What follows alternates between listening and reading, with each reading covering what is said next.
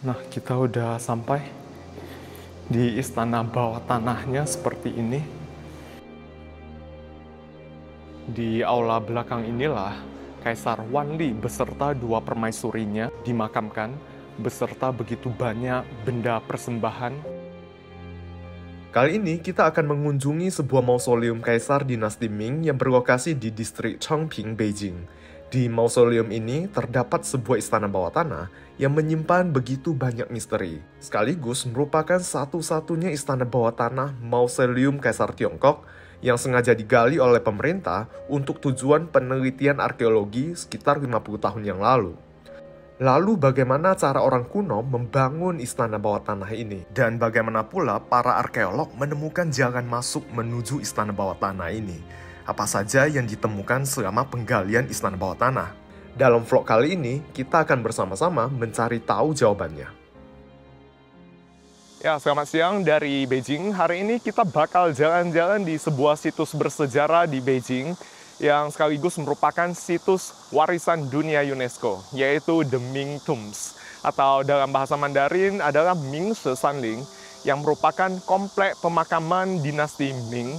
Di dalam sana dikuburkan 13 kaisar dinasti Ming, sebuah dinasti yang berkuasa dari tahun 1368 hingga tahun 1644. Nah, ini adalah pintu gerbang menuju komplek pemakaman Ming She Sanling.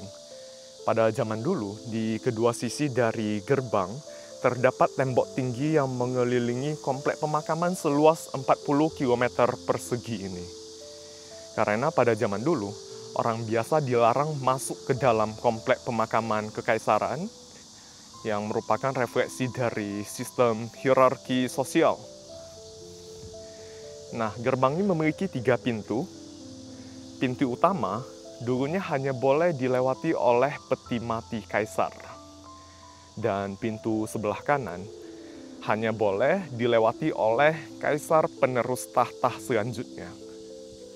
Sedangkan pintu di sebelah kiri sana hanya boleh dilewati oleh anggota keluarga kekaisaran beserta pejabat tinggi lainnya. Sedangkan orang-orang biasa harus melewati pintu samping sana ya. Tapi sekarang pintu sampingnya udah nggak ada juga.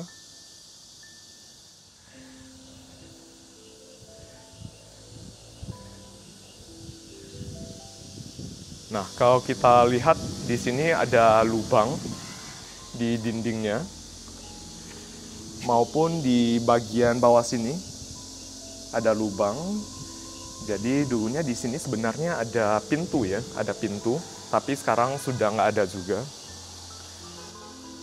Seperti yang aku sebutkan tadi, di dalam komplek pemakaman ini terdapat kuburan 13 kaisar dinasti Ming. Tetapi cuma ada satu kuburan yang pernah digali untuk penelitian arkeologi, yaitu Tingling, atau kuburan dari Kaisar Wanli, Kaisar dinasti Ming yang ke-13. Jadi hari ini kita bakal mengunjungi kuburan dari Kaisar Wanli. Komplek pemakaman The Ming Tombs sudah berusia lebih dari 600 tahun, mulai dibangun sejak tahun 1409 dan pembangunannya terus dilakukan hingga penghujung dinasti Ming pada tahun 1644. Menempati area seluas 80 km persegi di bawah kaki Gunung Tianshou, distrik Chongqing, Beijing, The Ming Tombs menjadi komplek pemakaman kuno dengan jumlah kaisar terbanyak dalam satu lokasi, yaitu 13 kaisar.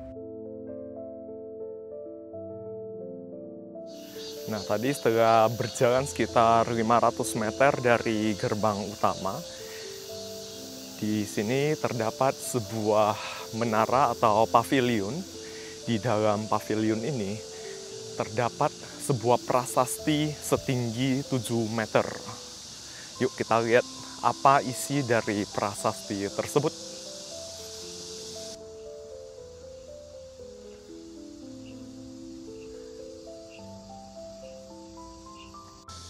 Prasasti ini bertuliskan pencapaian kaisar ketiga dinasti Ming, yaitu Kaisar Chuti semasa hidupnya. Kaisar Chuti adalah kaisar ketiga dinasti Ming yang berkuasa dari tahun 1402 hingga tahun 1422. Beliau adalah kaisar yang memindahkan ibu kota dinasti Ming dari kota Nanjing ke Beijing. Jadi sejak tahun 1421, ibu kota dinasti Ming dipindahkan ke Beijing. Dan sampai saat ini menjadi ibu kota Republik Rakyat Tiongkok. Nah, kalau kita lihat di bawah prasasti tersebut terdapat sebuah penyu berkepala naga. Ini adalah salah satu binatang dalam mitologi kuno Tiongkok, namanya Pisi, yang dipercaya sebagai putra keenam dari 9 anak naga. Pisi merupakan simbol keberuntungan, sekaligus merupakan simbol kekuasaan kekaisaran juga, karena pada zaman kuno hanya keluarga kekaisaran yang boleh menggunakan ornamen seperti ini.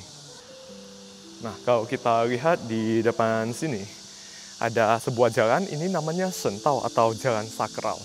Biasanya pada komplek bangunan kekaisaran Tiongkok pasti ada jalan sakral. Dan di kedua sisinya biasanya juga simetris.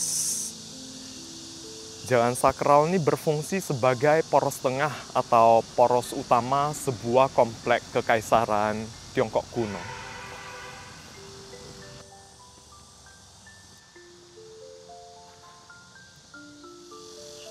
Jalan sakral ini membentang sepanjang sekitar 7 km ke arah utara sana. Dan kalau kita berjalan di sepanjang jalan sakral ini, kelihatan di kedua sisinya terdapat begitu banyak patung batu.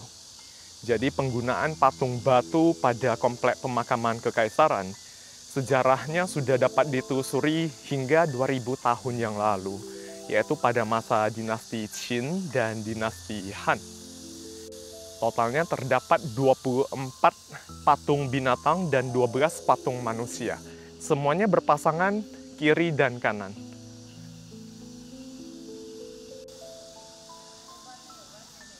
Ini adalah salah satu binatang dalam mitologi kuno Tiongkok yang dijadikan sebagai salah satu karakter pada patung batu.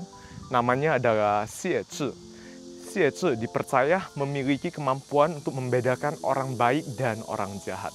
Pada saat menjumpai orang jahat, Xie Zhi akan menyerang orang jahat tersebut dengan tanduk yang ada di kepalanya. Ini adalah patung unta ya. Jadi pada zaman kuno, sejak dinasti Han Timur, kuburan dari kaisar biasanya diletakkan patung unta. Penggunaan patung unta berkaitan dengan jalur sutera kuno pada dinasti Han, karena unta merupakan salah satu alat transportasi penting untuk jalur perdagangan pada saat itu. Nah, setelah berjalan melewati 24 patung tadi, di sini terdapat 12 patung manusia yang terdiri dari 4 patung pejabat militer, 4 patung pejabat sipil, dan 4 patung pejabat berjasa. Semuanya berpasangan juga seperti ini.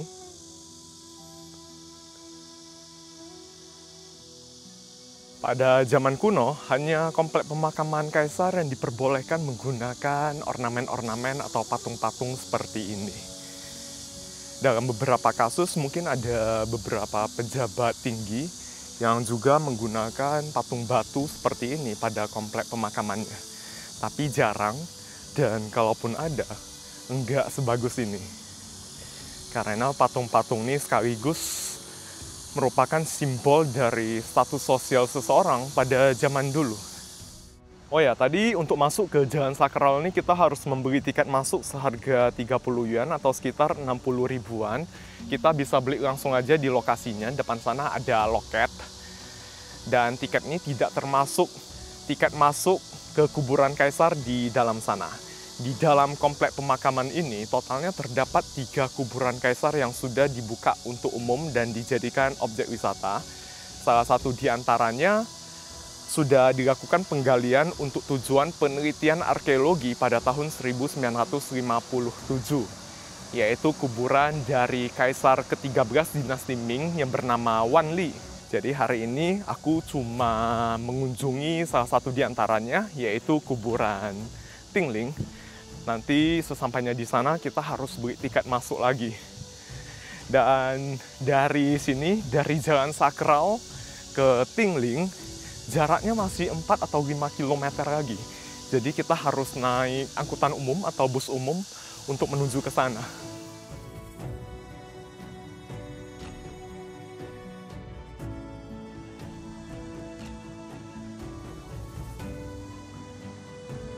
Oke, kita udah sampai di Tingling atau Mausoleum Kaisar Wan Li.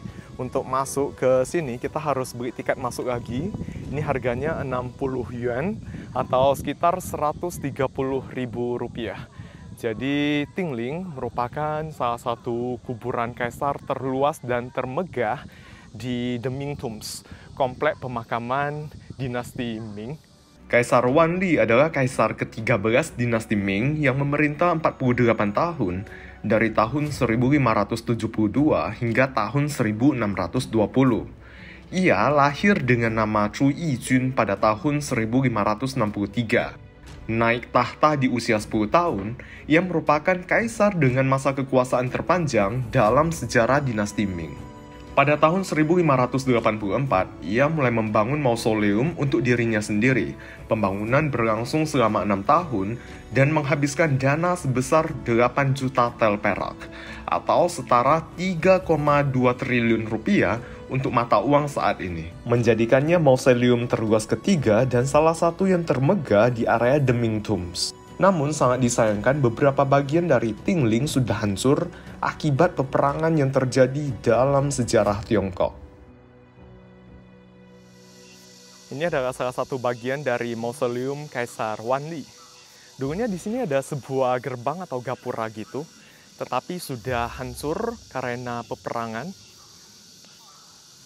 Dan seperti biasanya di sini ada 3 jalur ya, jalur tengah, kiri, dan kanan. Tapi dari tadi banyak sekali orang yang menghindari jalur tengah ini. Karena pada zaman dulu memang hanya peti jenazah kaisar yang boleh melewati jalur tengah. Dan orang biasa harus melewati jalan samping ini. Meskipun zaman sekarang sebenarnya nggak ada pantangan apa-apa ya. Ini percaya nggak percaya sih.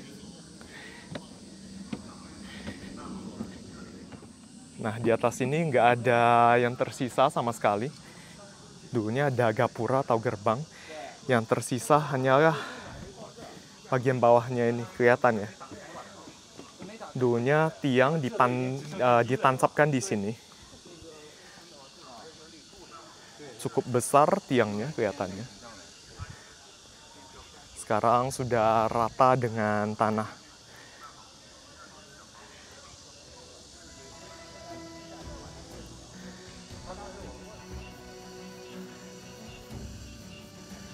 Lalu jalan lagi ke depan sana. Depan sana sebenarnya zaman dulu ada sebuah bangunan juga. Sebuah aula gitu. Aula penghormatan terhadap leluhur. Tetapi sudah hancur juga akibat perang. Nama aula yang dulunya berdiri di sini adalah Ling En Tian. Dihancurkan pada saat akhir dinasti Ming, pada saat pemberontak bernama Li Zecheng menyerbu kota Beijing. Pada saat itu dihancurkan sehingga rata dengan tanah.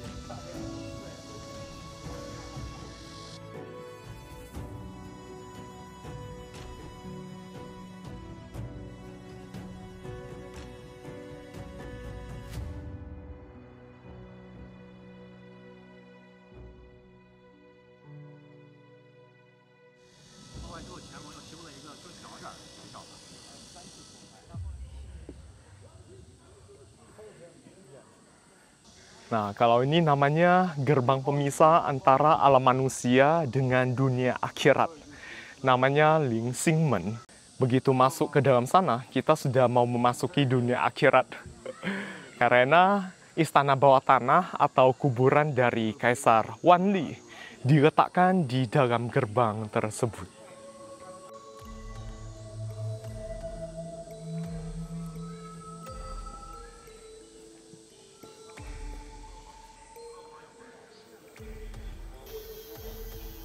Dan di sana ada sebuah bangunan tinggi namanya Minglo. Bangunan itu semuanya terbuat dari batu. Tidak ada kayu sama sekali. Ini adalah salah satu keunikan dari bangunan di depan kita ini. Biasanya bangunan tradisional Tiongkok menggunakan batu dan kayu, tapi ini berbeda. Badan bangunannya semuanya menggunakan batu. Dan di sebelah sini,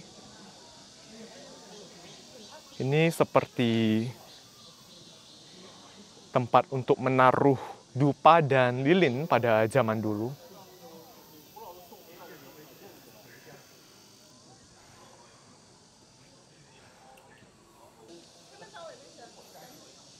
Nah, ini ada bagian paling belakang dari mausoleum Kaisar Wanli. Dan di belakang sana terdapat istana bawah tanah, tempat di mana peti mati dan jenazah Kaisar Wanli pada awalnya ditempatkan. Jadi pada zaman kuno, terdapat istana bawah tanah pada mausoleum para kaisar. Karena pada saat kaisar meninggal, selain peti mati dan jenazah, ada begitu banyak barang berharga yang dikuburkan bersama para kaisar. Ini salah satu alasannya dibangun istana bawah tanah, seperti istana di dunia akhirat gitu ya. Jadi para kaisar masih bisa menikmati kemewahan di dunia akhirat.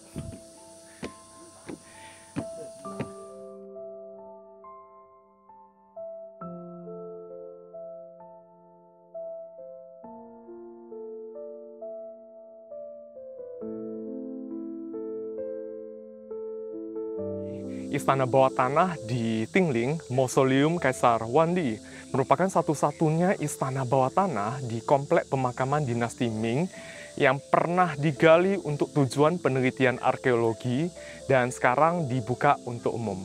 Jadi pada tahun 1956, Tiongkok menggali istana bawah tanah di Tingling atas permintaan dari seorang budayawan terkenal Tiongkok pada saat itu yang bernama Kuo Mo Ro. Beliau memiliki ambisi yang sangat besar untuk meneliti sejarah dan budaya Tiongkok kuno. Tetapi pada saat itu, Tiongkok belum memiliki teknologi yang memadai untuk melindungi artefak-artefak yang digali. Dan kalian tebak apa yang terjadi setelah penggalian dilakukan?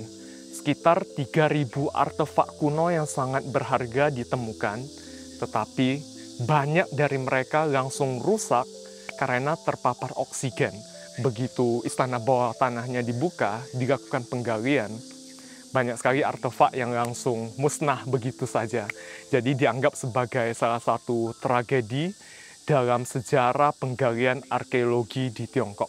Dan sejak saat itu juga, pemerintah Tiongkok melarang penggalian makam kuno yang disengaja, penggalian istana bawah tanah yang dilakukan secara sengaja untuk penelitian arkeologi. Dan di sini kita bisa lihat luas banget, ini area belakangnya seperti sebuah lingkaran gitu, melingkar dengan diameter 200 meter. Dan di bawah tempat inilah istana bawah tanah berada. Tapi pada saat awal penggalian, para arkeolog tidak menemukan jalan menuju istana bawah tanah tersebut. Para arkeolog mulai melakukan penelitian untuk mencari pintu masuk menuju istana bawah tanah. Setelah penggalian selama berbulan-bulan, mereka menemui jalan buntu. Sebelum akhirnya melihat sebuah bagian tembok yang runtuh dengan batu yang berjatuhan dekat menara Minglo. Bentuk lubang tersebut menyerupai gerbang melengkung, mengindikasikan struktur buatan manusia. Pada awalnya, orang-orang mengira tempat ini adalah sebuah tembok biasa saja, sebuah tembok dengan batu bata yang sudah mulai berjatuhan, tetapi siapa sangka lorong ini merupakan salah satu petunjuk yang sangat berharga untuk menuju istana bawah tanah. Tim arkeolog mulai menggali dari bagian dalam tembok. Hanya dalam waktu 2 jam, tepat di atas pintu melengkung pada tembok ini, mereka menemukan sebuah batu bertuliskan Sui Taomen, yang artinya pintu lorong bawah tanah. Ini diperkirakan adalah petunjuk yang ditinggalkan pekerja pada saat itu. Lantas, mengapa mereka meninggalkan petunjuk menuju istana bawah tanah? Hal ini akan kita bahas nanti. 10 hari setelah penggalian, sebuah lorong dengan tembok batu selebar 8 meter berhasil ditemukan. Lorong ini membentang melengkung dan merupakan jalur yang digunakan untuk mengangkut peti mati kaisar dan permaisurinya menuju istana bawah tanah.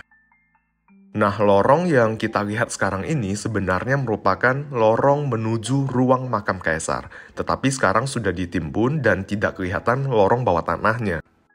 Para arkeolog melakukan ekskavasi di titik berikutnya yang berjarak sekitar puluhan meter dengan mengikuti arah lorong tersebut. Mereka tidak menemukan jejak lorong sebelumnya, tetapi menemukan sebuah prasasti kecil dengan tulisan, "Batu ini berjarak 51 meter dari dinding luar makam, dan dalamnya 11 meter." Berdasarkan informasi pada prasasti tersebut, para arkeolog menggunakan alat bor untuk melakukan eksplorasi bawah tanah dan menemukan tembok di bawah lokasi tersebut.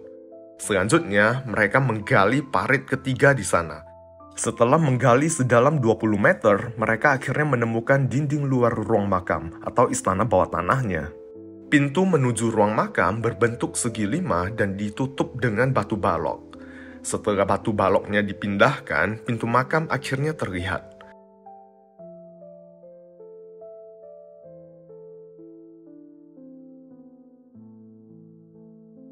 Nah, sekarang kita kembali membahas prasasti yang ditemukan sebelumnya. Prasasti ini adalah petunjuk yang ditinggalkan pekerja sekitar 400 tahun yang lalu. Sudah menjadi tradisi turun-temurun dinasti Ming di mana kaisar dan permaisurinya dimakamkan di dalam makam yang sama. Tapi kaisar dan permaisuri biasanya tidak meninggal di saat yang sama. Oleh karena itu, makam kaisar mungkin saja akan dibuka berulang kali.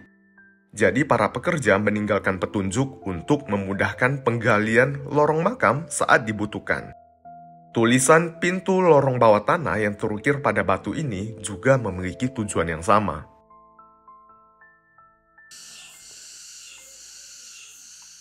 Sekarang kita mau ke istana bawah tanahnya. Nah, ini pintu masuk menuju istana bawah tanah.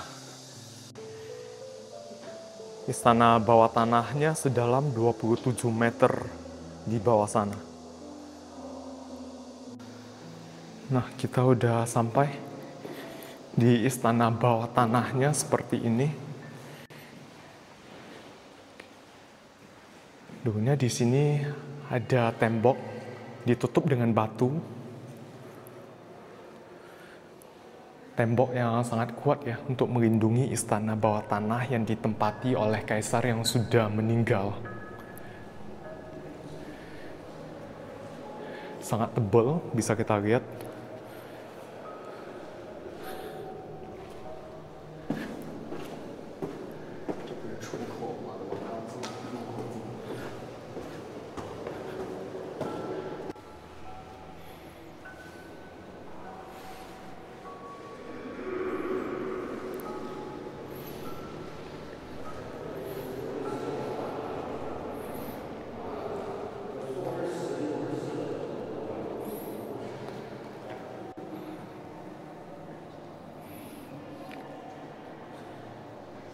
Dan di sini ada pintu ya, pintu yang terbuat dari batu marmer putih. Tapi sekarang sudah ditutup dengan kaca untuk melindungi pintu tersebut agar nggak rusak.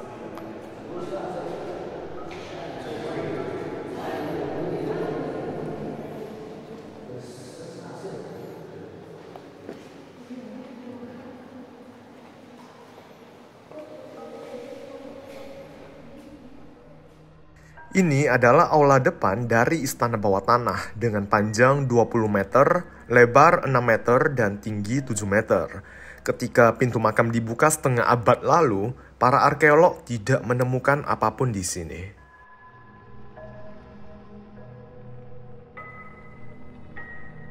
Melewati pintu kedua, kita memasuki aula tengah dengan panjang 32 meter, lebar 6 meter, dan tinggi 7 meter. Ini adalah kursi singgasana untuk salah satu permaisuri yang dikuburkan bersama Kaisar Wanli, yaitu permaisuri Xiao Jing. Dan di sini juga diletakkan tempat untuk menancapkan dupa dan lilin, benda persembahan ya. Dan di sini ada sebuah wadah. Pada saat istana bawah tanah ini ditemukan, katanya di dalam wadah ini masih ditemukan minyak. Jadi diperkirakan dulunya tempat ini merupakan sumber penerangan. Ada lilin di sini pada awalnya. Tetapi begitu istana bawah tanahnya ditutup saat kaisar dimakamkan, lilinnya langsung padam karena kekurangan oksigen ya.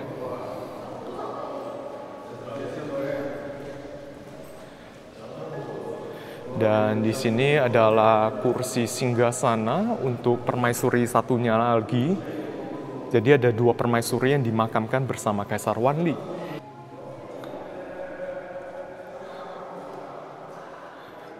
Dan terakhir di paling belakang adalah kursi dari Kaisar Wanli.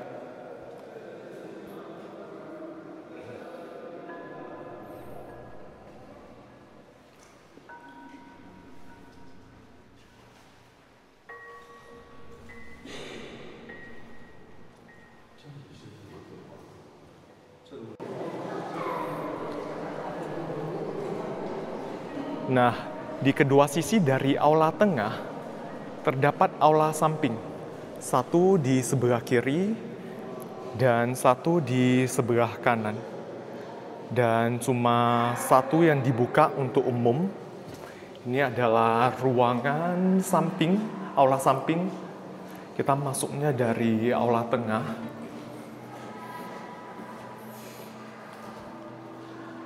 Tapi di sini nggak ada apa-apa ya, kosong. Pada saat istana bawah tanah ini ditemukan, juga berada dalam kondisi kosong. Tapi di sini ada dituliskan, ini adalah tempat untuk meletakkan peti mati. Diperkirakan tempat ini awalnya dibangun untuk menempatkan peti mati para orang yang dikorbankan untuk Kaisar Wanli. Jadi pada zaman dulu ada ritual Xunzang, yaitu mengubur orang-orang yang menjadi persembahan buat kaisar yang meninggal. Tapi ritual ini sudah dibatalkan oleh Kaisar dinasti Ming ke-6 yang bernama Ming Yingzong. Jadi kosong sama sekali ya di sini ya.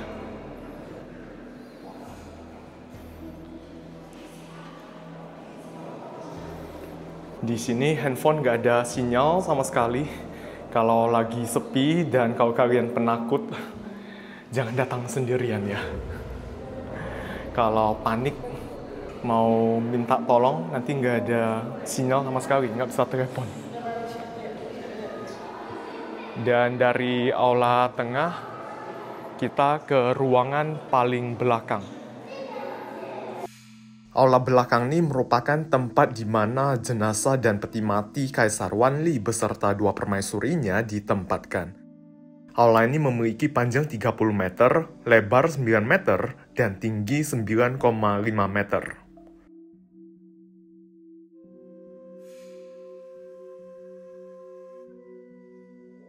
Di aula belakang inilah Kaisar Wanli beserta 2 permaisurinya dimakamkan beserta begitu banyak benda persembahan. Lalu pada saat penggalian pada tahun 1957, sebagian besar artefak kuno yang sangat berharga ditemukan. Lalu sebagian besar rusak karena teknologi pada saat itu belum memadai untuk merawat atau melindungi artefak kuno. Begitu digali, istana bawah tanahnya dibuka, artefak tersebut terpapar oksigen dan langsung rusak ya. Beberapa diantaranya berhasil diselamatkan dan sekarang dipamerkan di Museum Nasional Tiongkok di Beijing. Ada mahkota kaisar yang berwarna emas yang terbuat dari emas. Lalu ada juga mahkota dari permaisuri yang sangat cantik. Itu merupakan beberapa artefak kuno berharga yang ditemukan dari penggalian di mausoleum Kaisar Wanli. Tapi yang paling tragis adalah jenazah Kaisar Wanli. Pada saat penggalian dilakukan, ditemukan jenazah beliau tentunya sudah tidak berbentuk, tersisa tulang belulang, tapi rambut beliau masih utuh katanya. Lalu jenazah beliau ditempatkan di museum di komplek kuburan ini. Hingga akhirnya pada tahun 1966 di Tiongkok terjadi yang namanya revolusi budaya. Para warga setempat nggak tahu mengapa, mengamuk, lalu membongkar museum Tingling, museum mausoleum dari Kaisar Wanli. Mengambil jenazah beliau, sisa-sisa jenazahnya, dibawa keluar, lalu dihancurkan dengan batu, dan akhirnya dibakar. Abunya dibiarkan berserakan begitu saja. Ini merupakan sebuah sejarah kelam, di mana jenazah kaisar dipermalukan seperti itu ya. Bagaimanapun, beliau merupakan salah satu tokoh dalam sejarah kuno Tiongkok. Memiliki kontribusi juga. Sangat disayangkan sekali. Sehingga peti mati yang sekarang kita lihat sekarang ini semuanya hanyalah replika, bukan yang asli. Ini ada yang tahu nggak gimana caranya mengunci pintu dari dalam dengan tiang atau batu seperti ini? Begitu kaisarnya dimakamkan, tentunya semua orang harus keluar dari ruangan ini ya. Tapi batu ini merupakan alat yang digunakan untuk mengunci pintu dari dalam. Ada yang tahu nggak cara menguncinya seperti apa? Biar orang yang meletakkan batu itu tidak terkunci di dalam juga. Kurang lebih seperti ini istana bawah tanahnya. Udah mulai sepi, aku mau keluar juga dari sini. Ada satu fun fact, meskipun ini kelihatannya seperti terowongan ya, banyak yang mengira kalau dilihat dari atas, ya ini seperti ruangan bawah tanah biasa. Tapi sebenarnya bukan. Kalau tanah di atas bangunan ini digali, diangkat, bentuknya beneran seperti istana kekaisaran Tiongkok kuno dengan gaya bangunan tradisional kuno. Ada atap-atapnya gitu juga. Jadi ini beneran real istana bawah tanah. Menelusuri lorong-lorong berusia 400 tahun ini, waktu seakan membeku. Tingling bukan sekedar kuburan, ia adalah mahakarya terakhir seorang kaisar yang ingin abadi. Setiap batu, setiap lorong, bisik-bisiknya masih terdengar tentang kejayaan yang memudar, tentang tahta yang akhirnya takluk pada waktu. Pada tahun 1956, untuk pertama kalinya manusia modern menembus peristirahatan terakhir Kaisar Wanli. Lalu apa yang mereka temukan? Bukan harta karun, tapi pelajaran abadi, bahwa semua kekuasaan pada akhirnya akan kembali menjadi debu sejarah.